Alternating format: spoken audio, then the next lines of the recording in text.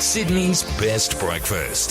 2GB. Well, there's a David v Goliath battle on the south coast of New South Wales. The Energy Minister Chris Bowen is pushing ahead with plans to build a giant offshore wind farm. Locals want nothing to do with it. They're pleading with him to call it off. The proposed zone for this project will cover around 1,500 square kilometres. It'll stretch all the way from the Royal National Park to Kiama. And under current plans, it'll sit 10 k's offshore. Some of the turbines could be 280 metres tall. Residents say it's an environmental disaster waiting to happen. They say the wind farm will be a threat to one of the biggest whale migration zones in the world, and it also has the potential to harm businesses that work in these waters. A veteran lobster farmer has been in touch. He's a fisherman who's been trawling off the coast of Wollongong for more than 20 years.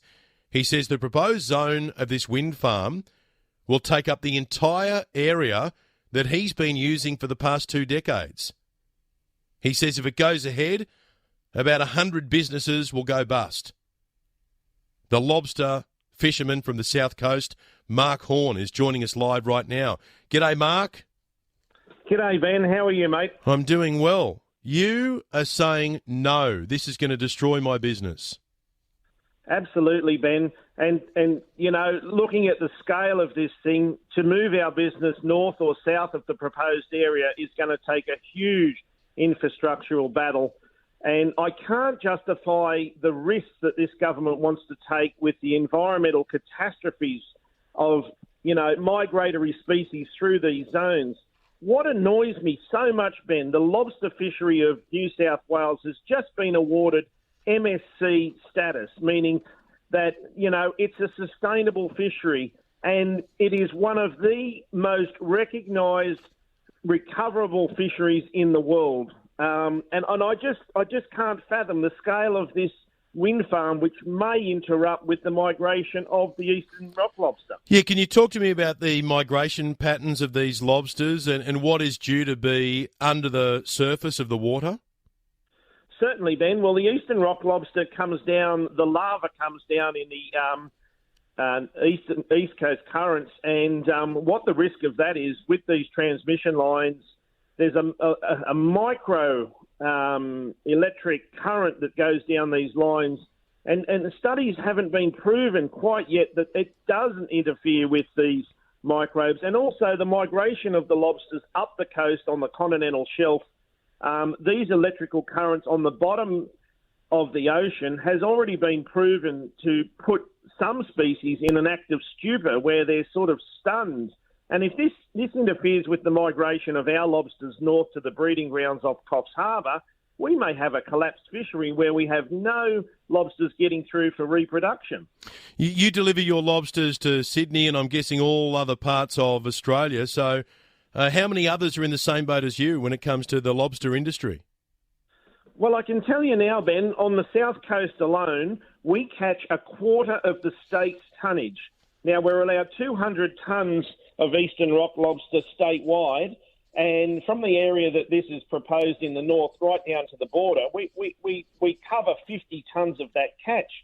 And if you can think of our catch alone, we catch 15 tonnes, and at least 12 to 13 tonnes of that goes directly into a restaurant chain in Darling Harbour, Nick Seafood. So if you take that out of his equation, where are the lobsters going to come from? Well, I was at one of their restaurants just recently, I'm Angus Steakhouse, and they were serving up lobster that day. It was absolutely beautiful. It was probably one of yours, Mark. Well, Ben, it probably was, and I hope you enjoyed it very much. And next week I will be visiting the studio with some South Coast lobsters for you and your team so you can appreciate how pristine our seafood is. And mate, I thank every minute of your coverage on this. I cannot justify an ecological disaster in the making. I can understand why. We spoke last week to Grant Drinkwater from the Coalition Against Offshore Wind. He said that the Energy Minister Chris Bowen won't even go to any of the information sessions about this project.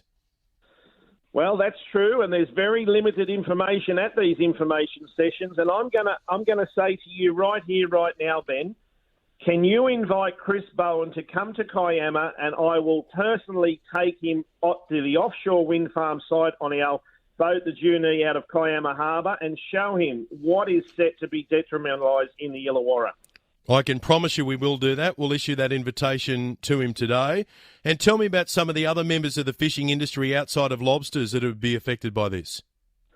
Absolutely, Ben. Well, there's a lot of fish trappers in the Illawarra and handline fishermen that may be affected with the exclusion zones. And one of our biggest prawn industries, which is, some people know little about this, but we have a royal red prawn industry directly smack bang in the middle of these exclusion zones. And if that collapses, the export of royal red prawn meat and, the distribution to restaurants around Australia and the world, it'll be gone forever. It's the only part of the coast where these royal red prawns accumulate in the numbers. What about the tourism industry? What does it do to the tourism industry?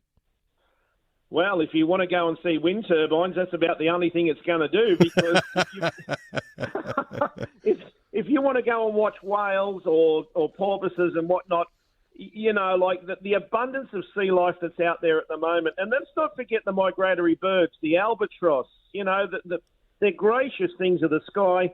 That's all going to be put to compromise, and make industry in terms of charter fishing, recreational fishing, any exclusion zones around these is going to be detrimental to the Illawarras and its tourism. Do we know what companies are going to be operating these offshore wind farms?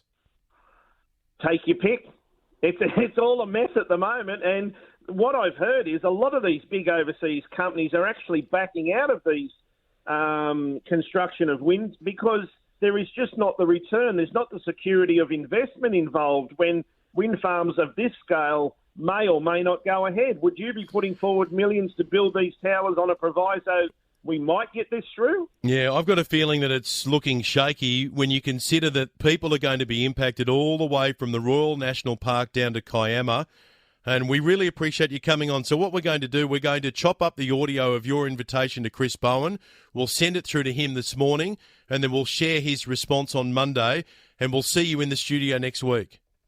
Thank you, Ben. Thank you very much for all your help, mate. Good on you. Mark Horn, the veteran lobster fisherman from the south coast of New South Wales.